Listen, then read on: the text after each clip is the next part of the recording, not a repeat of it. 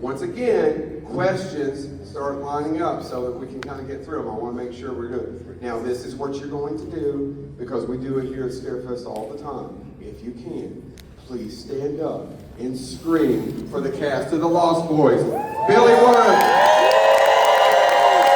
James Michael Corbett, Jameson Newlander, and Jason Patrick.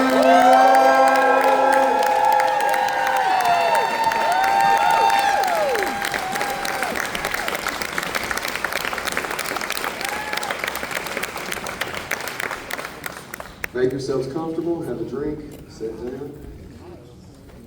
Oh yeah, I know. I was kind of fighting it 2 years ago, and then we did it. It was like, no, the couch is, it's a conversation. The couch is a conversation. All right.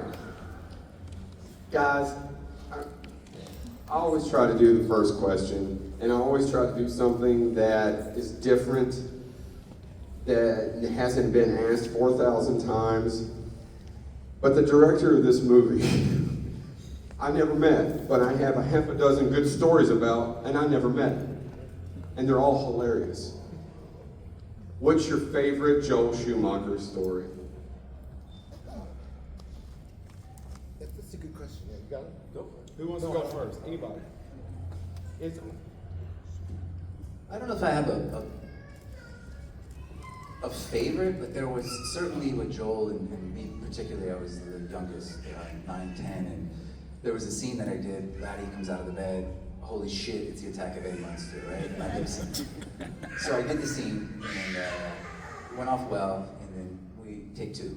So I get back in the bed, and Joel, I wouldn't go back in. I refused. I got scared, and so Joel was very kind and understanding, and he said, he doesn't want to go back in, he's not going back in. And so for me, that really, it was pretty early on in the filming process. So when that happened, it really helped me through the rest of the shoot. And that was just Joel in a nutshell. He was very unbelievably caring, and fond memory for me. Yeah. Anybody else? I got one. There was a scene, one of the comic book store scenes. For some reason, Feldman didn't get much sleep, and so we were both kind of a little bit, maybe dragging a little bit, and Joel was always being like, greatness, that's greatness. And so this time he was like, alertness. Alertness equals greatness. So that's my story about Joel. Wonderful note, right? Right, yeah, exactly. I wish you had taken that note. Shots fired. Hello. Yeah, just switch there. Here you Hey everybody. Joel was just a real artist, a visual artist. Just had great energy, created an A-team all the way from the top to the bottom, and just his spirit, was just what I see great directors having that quality of just knowing that it's a collaborative art form, and just he came up through fashion, so he had a visual sort of sense of things with the clothes and everything, and just his overall being, was just really beautiful person, and it was really cool. And I just remember, I read for the role of David, he said, "You're not going to be David," and I was fine with that, but you're going to have a part in this movie, and he really did. I recall saying he's going to change your life way back when, and 40 years later almost, and it's still going, and it's just been a blessing, and it's incredible the impact this movie has had on people around the world. And it blows my mind. Here we are Sunday in Kentucky, and look at all you guys. It's amazing, just to be part of this ride, man. It just keeps going. Yeah, it doesn't stop, right? Why do you think we're sitting here almost 40 years later and it hasn't stopped? I know it's a cliche question, but I'm kind of curious. It's great. It's a movie with great storytelling, and it's got, Jason speaks to this very eloquently, but just the filmmaking is an art form, and storytelling is, classic storytelling, it's something that this film, because of the hard work that everyone put into it, it has resonant themes that are universal and still apply today, and, thanks to the parents who grow up on it and bring their kids onto it, and, it just stands the test of time. It was quality filmmaking. Jason, anything to add to that? No, I mean, Billy said it's just very well made film. It's not dated in an 80s way because it's beautifully shot, it's beautifully edited, it's got all this great music, and it has scares, it has laughs, and it's a generational type movie. I mean, everybody's grown up, everybody's felt like an outsider, everybody wanted to be part of something, and then something really cool happens, and then something really bad happens when you try to be cool, and then there's good music and hot chicks. Uh-oh. So, but that's why it works. There's other movies that try to do that, but they're not technically as good. And When- great humor, too. yeah, to have that's all the stuff you want in a movie. And Joel was very confident in his tastes more than anything, meaning, I'll put this person here and they're gonna make that look good. I'm gonna get this cinematographer, he's gonna make this look great. I'm gonna get this person to dress my guys to make them look good, and I'll say what looks good, and then hire people to be very collaborative. So that was his great strength. Yeah. Anything for either one of you that? Can't follow Jason on Yeah, that. exactly. He says it really, really well. There was one time that he had mentioned something, and it was a similar question. And he says, if you take one single thing out of this movie, it's not the same movie. You know, if you take Laddie, my character, who had 0 lines, right? Star, star. It's hard for me to come up with a quote when I'm signing for you guys. It's star, star. But the way Jason puts it, if you take that character out, it's not the same movie. You take the dog out, right? And look, it's just not the same movie, and that's a testament to Joel and his vision of what he saw. And I think, from my recollection, from everybody, when he cast you like almost immediately. There wasn't callbacks after callbacks, and I've gone 5, 6, 7 auditions to network. It's like, make your mind up already. And Joel, I think it was the first, Marion Doherty walked me over to his office, and immediately, like, I was hired. And I think it was pretty similar for everybody else. So he was clear in his vision, and he didn't second guess himself, for the most part. I agree that he was clear in his vision, but I auditioned like 4 times. Well, there you go. What does that tell you? All right, nobody wants to hear from me. Get your questions ready. First question, come on up. You can come on, get a little closer to the stage. We even have a microphone. Come on here, grab this microphone. Come on, dude. Let's be intimate. Hello there, guys. Thank you so much for being here. Just line up behind us. My question is, the filming of The Lost Boys at the Boardwalk is used in the opening of Jordan Peele's Us. Have any of you seen it, and what did you think? And every time I watch it, I can't help but wonder, what would you do when confronted by your evil doppelganger? So, what would you do, and what did you think of Us if you've seen it? Have you guys seen Us? I didn't see us. I didn't see us either. I feel bad. But if I was confronted with my evil doppelganger, it's weird. I look at him every day in the mirror, right? I confront him every single day, and so I don't know what I would do. I guess I'd talk to him, say hi, and try to suppress him. I guess. I don't know. Good question, though. A lot to think. I didn't see Us, but I understand that the movie's part of it, which goes back to what you were saying before, that this movie has a place in sort of American film iconography, that it's now referenced by other filmmakers. If I was to meet my evil doppelganger, I would ask him for some advice, honestly. A lot of advice. Yeah, that's a good question. I haven't seen Us. I've seen other Jordan Peele movies. He's a great filmmaker, and I guess I gotta see Us. But Doppelganger, I'd probably give him a hug and tell him to relax. Go ahead. It's on. Hi guys, missed you. Hello. So I don't know if you can attest to why, but what is with the crop top Rob Lowe poster in Corinne's bedroom in the movie? That has always just riddled me. Like, what the fuck? Joel Schumacher. That is the only reason that's there. Matter of fact, there is a scene where it's on a door, someone put a towel covering it or a shirt, and he took it right off. He put that there for Rob, who he just worked with before. None of us were comfortable with it.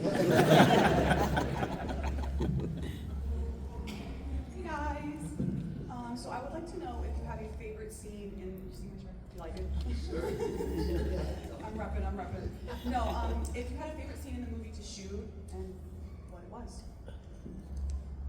For me, those comic book store scenes were just so fun, and it was just so like they were just so meaty, and and they were anyway. I mean, heading into it, but the day when we're actually filming it, and they're talking about making it, it's like as Haim was coming in, it's like the comic book store was supposed to look just sort of a little, more regular, like a comic book store, and then I remember hearing Michael Chapman, who was the cinematographer, and Joel talking, and he was like, I want it to be that as they're in there, it becomes more spooky. It's like they put a little more smoke in there and things like that. So just kind of watching that and being a part of that was a great thing for me. I enjoyed that a lot. My favorite scene was definitely the Tim Capella playing when you first meet Laddie, and it was pretty awesome. They had hundreds of local extras that were in the audience, and so for me being young, it was definitely a full-blown concert and sort of a rock show, and it was just a blast to film that scene. So that was my favorite. Yeah, I have a few scenes. I like the boardwalk, when we're on the bikes.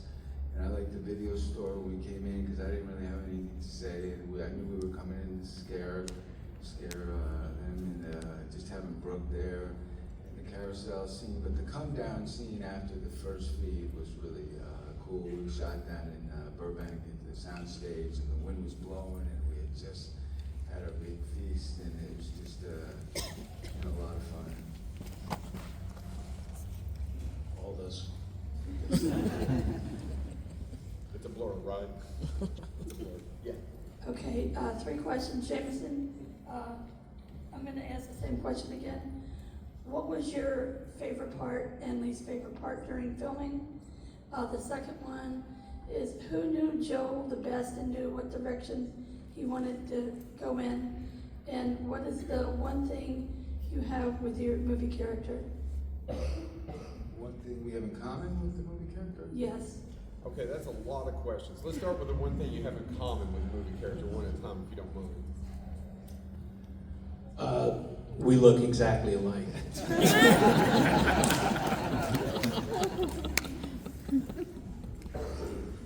Anybody? Well, I think for me, I went in and it wasn't the acting chops that got me the role. It was, I looked just like that character. I didn't have extensions. I had long hair. I didn't look like any of the kids that were auditioning that day. It was SoCal, bleach blonde, short hair. And I came in and I looked like Laddie, and I certainly had the attitude. I was skateboarding, just into rock and roll punk kid, and certainly didn't hurt. So I had all that going for me, so I can align with Laddie in that way. So it really wasn't acting. I was just being myself. I would say that being a sibling, I was really close. I still am really close with my sister, and she's a little older than me, and so I could often be like there, but not be like leading things. So I think that's part of it. Is that Feldman's character, Edgar, I think was more of like the front man frog, and I was like more the heavy behind. So I think that's what I have in common.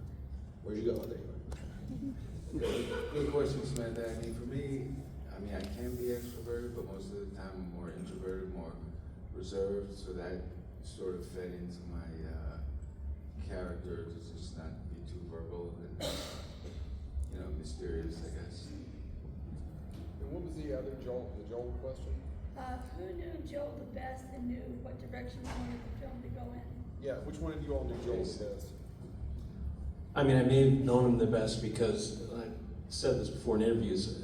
I auditioned for the movie, and then he wanted me in the movie right away, but I didn't want to do the movie.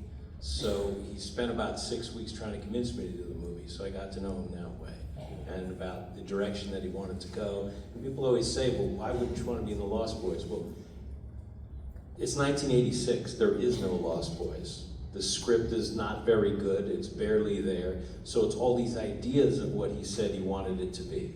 I'm gonna get you someone great to play your mother. It wasn't at the time, but then he gets Oscar winner Diane Wiest. I'm gonna get the guy who shot Raging Bull to be the cinematographer. Well, it wasn't at the time, but he did get that person. And then as a 19-year-old, I've got to understand, in '85 or something, the idea of being in a teen vampire movie, you just think you're gonna be on wires with really bad makeup, which is what those movies were then. But instead, they got V. Neal and Greg Canham, and they created makeup that had never been seen before. And music and style, things that just came around. And again, at 19, he said, I'm gonna let you create your character. And I said, I thought that the movie will only work if the brother relationship works, because you can have all scary things and spectacular things, but if there's nothing at stake, the other stuff's like icing. But I felt if that relationship worked, all the other stuff would. And so he let me, come up with my own dialogue and all those things, true to his word. So I got to know him a little more. That didn't mean that I had any more sort of sway over him when he started going. I'm kind of curious before we go, because legendary director Richard Donner was one of the producers. Was he there a lot? Any influence? Nothing.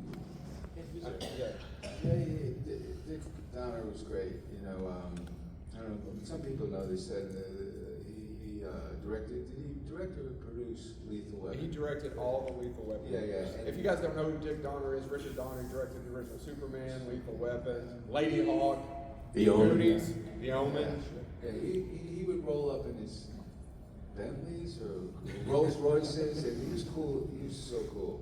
But on Lethal Weapon, on the marquee, when what's his name is run by, that you see the Lost Boys as a sort of subliminal promotion for the film to come. But no, he was a great producer and really cool, and he was around a lot. I remember when I read for Joel, he was in the room in New York City, and that's when I first met him. But I stayed friends with him over time, and he would always take my calls, which was amazing. When I was out there trying to pitch him something, nothing ever happened, but he was still cool. All right. Sorry. Hi, guys. Hello. How do you feel about the new Lost Boys musical that's coming on to Broadway? And how do you feel about your characters being up on the stage singing and dancing? I don't think Laddie's in it.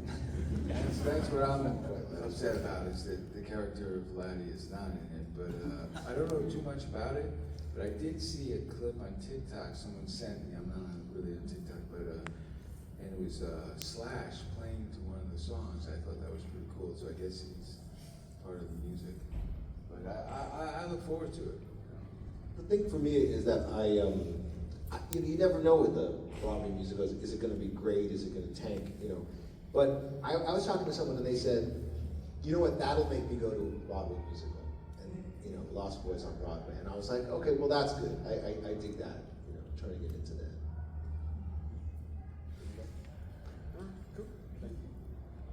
Hey guys, my name's Brent. I just want to go ahead and first and foremost say, for me, I know that most people in this room would agree with me on this, but Lost Boys is the absolute hands down best vampire movie ever made. Hands down. And honestly, before I ask my question, I'll just go ahead and say this, is that with me saying that, is that you can try to recreate it, but it's going to tank. It'll never be recreated. I know there have been sequels, and I'm not knocking sequels, but at the end of the day, you can never recreate this movie, period. But my question is that, I know this is going to be kind of corny, this question is, but yes, the clothes were awesome, they were cool, and the music was cool. Did you get to keep any of the clothes? And do you still have them today? I still have my leather jacket. The cheetah is really, really good. And I kept the necklace, and I have that somewhere. I lost the eyeball ring, and I think that's about it. I kept the costume, but then I don't know, it's somewhere in the 90s or 2000s, I was like, why am I keeping this? I don't know, Lost Boys, is it still happening? So I think I got rid of it, which is a bummer, because it would have been cool. It was the one from the end where it was covered in slime and those big orange goggles and stuff. I had all that, but no longer. I have nothing. I didn't keep the jacket. I didn't keep the jacket. The only thing I still have is the cast and crew jacket. It's I have something they gave everybody. It says Lost Boys in the back. But no, I wish I did. I actually did a parade, the Rose Bowl parade. It was a year or two after we had finished, and I went as Laddie, and so they let me borrow the jacket. If I knew now what I knew then, I would do what Billy did and steal it. But I don't have anything. I also have this. I have this is Careful. This is the I auditioned in this jacket. It's my dad's army jacket, and they recreated it all. It wasn't the one I wore in the movie, but they really dug it. So I have it. Guys, I just have to say, the last thing I'll say is that this was one big thing for me, is that I always said, big tagline from it, to be one of us, right? I felt like I was part of that, so that was really cool for me, so. Thanks. Jason, you didn't steal anything? I kept Jamie Gertz for a while. Couple years. I would too. Hi guys. Hey, good afternoon. I just want to say The Lost Boys was my childhood. Me and my brother wore out our VHS tape, replaying it over and over. I had a question of, when you all were filming The Lost Boys, did you all think it was going to be as big as it is now today still? Didn't even think about it, but I did know there was something special happening. I mean, you could feel the energy, and I had never been in a big film before, but it was that collaborative energy on the boardwalk with the bikes, the 10K lights, all the locals coming out. It was like, this is what filmmaking is. This is what I like to do, But there was something definitely magical happening, but I didn't think to the future at all, but it was definitely something pretty spectacular that was happening. I mean, it felt, we felt kind of like rock stars, and it felt like the circus had come to town and we were the main attraction. It was exciting. I certainly didn't know. I mean, I can tell you that, so I was born in Ohio, and we went to the premiere. I had like 15 of my family members that flew in. It was a big deal. My dad knew what it was. I certainly had no clue. And so we're watching the film, and it was certainly more than I ever expected. And so for an actor, where you are, like in the credits, sort of dictates where you are. And Laddie had no lines. So I certainly didn't even think I'd see my name up there. And I remember it comes, and also, but then it said also starring Chance Michael Corbett. My entire family stands up. There's like 15 of us. Very fond, cool memory. But I didn't realize, the impact of this movie until we did one of these, a reunion for the first time. I think it was the 25th year. It was in 2005 in Milton Keynes, which is in the UK. So we all went out there, and again, sort of 25 years later, seeing fans, and people came up to me with a tattoo of Laddie, like on their arm, and they would share what this movie meant to them. So I looked at it again as I was older through a different lens, and I became a fan of the movie. Like not because I was in it, but because of what it is. It does make sense to me why it's still playing and people are watching it and kind of caring. So yeah, I'm just as fan as everybody else here in the movie. So yeah, good question. I think I feel like any movie that you would go to the set and be like, hey, is this going to be a big movie that's going to be around for 40 years? People would be like, yeah, I think maybe it is. So I feel like you can't really know that at the time. I do think that there were clues in retrospect, just how clear Joel was on his vision, and how he actually did say we're making film history. He would say that often, and I just thought he was, making, pumping up the troops, but maybe he was keying into that. Thank you guys so much. Yeah, thank you. And like I said, me and my brother, we had it rough, and every time we watched you all's film, you all made us have a smile on our face. So thank you. Thank you. Let's give him a hand.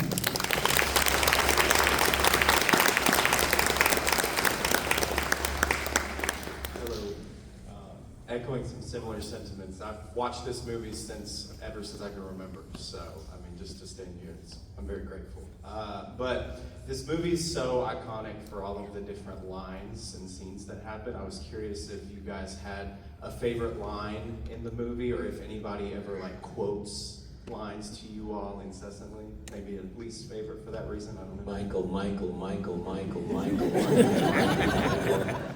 Michael. It's a drinking game now, to drink whenever you're Michael. Star. That's about it. You miss, sucker. No. Death by Stereo, you miss sucker. Those lines, you know, there's a band called Death by Stereo, and you know, that line, I think, you know, you miss sucker. Joel came up to me, he said, can you come up with something? And I remember coming up, but I wasn't sure, and I went back to the original script, and it's not in there, so I think that was sort of made up on the spot.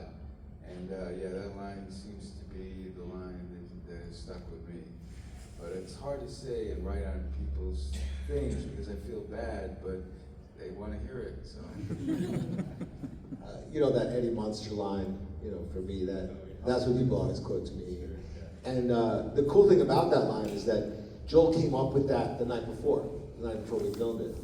And he came to set and was like, I got this great line, and who wants it? You know, and me and both Corys were like, oh, come on, Joel, come on, it's great. And he gave it to me. So. Thank you so much. I quote the TV Guide line. If you read the TV Guide, you don't need the TV Guide. Hi. Hello. So if the stars aligned perfectly and there was like a perfect script that you saw, would you come back for a remake, not necessarily as your same character, just in the same universe? I would. Well, we know that. You know, it's interesting. There's this thing on YouTube. It's the origins of a vampire, Lost Boys. And Billy actually sent it to me. It was like 2 weeks ago, and it really, it's very interesting. It dives into each character, and I don't know who wrote it or if it's AI or sort of what it is, but it's really well done. And it takes each character and tells you, like, because there's a lot left. I mean, the movie was great, but you know, where's Laddie? Why is he even there? And so this kind of explains it in a really unique way. And then even after, so Max dies, he's the head vampire. I become human again. And in this thing on YouTube, Laddie, you know, the psychological damage of being, you know, 9, 10 years old, going through all of that, he kind of goes insane and teams up with the Frog Brothers and goes on this mad vampire killing spree, right? No spoilers. Oh, yeah. Well, it's a thing. It's all good. But anyway, it's, and then he finds love, and, you know, it's a whole different story. So depending on what it could be or how it's written, I certainly would consider it, sure. But it's really, it's almost impossible to recreate something like that, or have people buy in, you know, to what that is. But Yeah, they tried to make the TV series, and I had none of the producers, so I went in to pitch a character to them where I would play the father of Dwayne, and he was like a biker dude or whatever. He comes through town looking for his son that he hasn't seen, but he knew the last he was in Santa Carla, and then he's sort of a mysterious guy trying to figure out what's going on in the town. But that was, you know, that was a cool idea. That sounds to really cool. get some work, but I mean, again, it's very hard to capture all that time. It seems like you're trying to grab something to remind people of something. I mean, we were all kids, and all that stuff just sort of worked out the way it was. And I do think that's why the reboots in the series, I think all those failed for those very reasons. I mean, The Lost Boys is a very simple story. Family comes into town and there's some vampires. So it's not really high concept. It works because of all these people that you see here that were in it. And they're all different people now. So, and there's no Joel. So to me, that's fine. It's like, I've used this analogy before that I think The Lost Boys is like the horror Wizard of Oz. People watch it all the time. They watch it with their kids and all those things. And I have no interest in seeing Judy Garland at 49 playing Dorothy Gale. You know what I mean? I want it exactly what it was, and then I want to share it with my kids and grandkids and all those things. And I think that's why this movie will always be there. Last victim. Hi guys. So I'm just curious, do you have any fun stories or memorable moments from filming? Many, yeah. What's the worst? We'll never tell a soul, will we? a lot of fun times. You don't even remember them. I I remember it. I can't tell. Definitely can't tell. It was the 80s. Sleep all day, party all night, never grow old. It's fun to be a vampire. That was the truth. But you know, Joel would bring us in and give us a forced call, which was, you're supposed to have 12 hours turnaround before you come to work. But he'd bring me and Brooke and Alex in on days we weren't even working, so to keep us out of trouble. So we were on set a lot and just hanging out, having fun. You know, it was a blast. I mean, you know, the whole thing. But there's some stories, but definitely some can't be told. But it wasn't that bad. You know, for me, it was the genuine camaraderie and friendships that we still have, sort of to this day. I've done a lot of movies and haven't talked to anybody from the cast, you know, since, and you know, we still are really close, a lot of us. And for me, that was my fondest memory. Certainly the bookend, or you know, of the beginning of my career. You couldn't ask for a better start, with a better cast, with a better director. I mean, going in, I hadn't done a school play, I hadn't done anything, you know, nothing. I was just green, raw, fresh, and they were very caring, you know. Every single person on the set, you know, maybe because I was youngest, I don't know, but it really molded me in a way. It was, I say it whenever anybody comes up and asks me, it was the summer of my life. It was the best summer of my entire life, filming. I mean, you can imagine, I mean, walking into the Warner Brothers soundstage and your playground is the cave, right? So I was always on set, you know, the scene where Joel, he didn't get upset at me, but you know, where Billy dies in this charcoal, it wasn't Billy, it was Max, when he gets killed and it's this black smoke. The entire soundstage was covered in this stuff. And I obviously was never in the house, but I was playing. I was completely, looked like a coal miner. It was black. Got my clothes dirty. Those moments are just, you know, as a child being free. Joel let me, you know, really be free. And everybody was just, my fondest memory was the relationships that I had made, you know, at an early age. And very impressionable at 10 years old. And to have, you know, be on the back of Billy's bike, and he was very just kind always to me, and still to this day. I talked to Billy once, twice a week, and Jason and Jameson, very close. So that's my fondest. And like Chance is saying, that today almost everything you saw in The Lost Boys would be done with computers, and it would be done on a green screen. And there's just a big difference. And a lot of those effects and all that stuff that we were doing, we had to come up with at the time. So his memories are of that cave or that dust, or riding the motorcycles, as Billy said. Or when we hang from the trestle, we're hanging from a trestle. None of that stuff would so your memories would be different, because your memories would be bored and annoyed and waiting for the computer to work on the little ping pong balls that they, you know, taped all over you and it's a totally different experience. So if you're young and I remember that cave. We remember the locations. I remember being on wires with Kiefer when, you know, I was Godzilla and he was Mothra. Crashing into each other. So the filmmaking was different then. And I had this conversation with Kiefer too, that we're all lucky of a certain age that we got to make those movies, practical movies. We got to make movies that had real premieres, that there were magazines that waiting for the movie to come out, all those things. Kids today, because of social media and because of the sort of computerization of movies like Marvel, the experiences are not the same anymore. They're making 2-3 movies at once. They know what they're going to do, as opposed to showing up.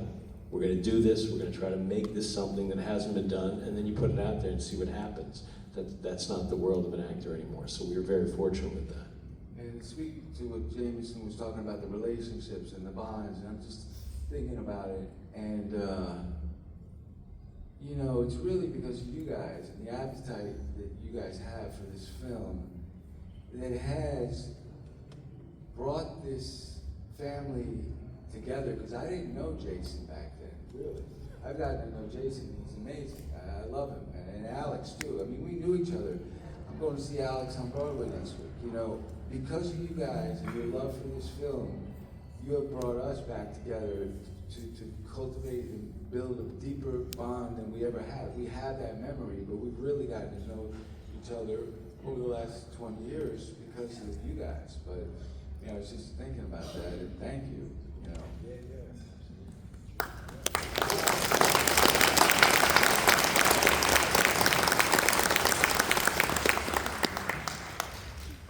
For me, me and the Coreys got really close that summer, and that was probably the best part of it. It goes back to the relationships and everything, but you know, it's like there was a bit of a difference between the older kids and the younger kids, you know, and in terms of like, I didn't really get to know these guys that much at all, you know, in the shooting. It was mutual respect and everything, but at the time, it sort of all came together when, you know, it's like I knew Feldman pretty well because we auditioned together, and we met each other in the callback, and we clicked pretty well. So we got to the hotel before we started shooting, but we were at the hotel, and I was a big fan of Corey Haim. I thought Lucas was just awesome, you know, and I just, you know, so Feldman was like, okay, hey, let's go meet Corey Haim. You know, and I was like, wow, yeah, let's go meet Corey Haim. And I met Corey Haim, and he's just this great guy. You know, that was a really amazing experience for me. Would you do me a favor? Will you stand up and scream for the cast of The Lost Boys? If you didn't get a question, you want me to go to the table, we're going to be here for a couple more hours. Thank you so much, gentlemen. It's been our pleasure.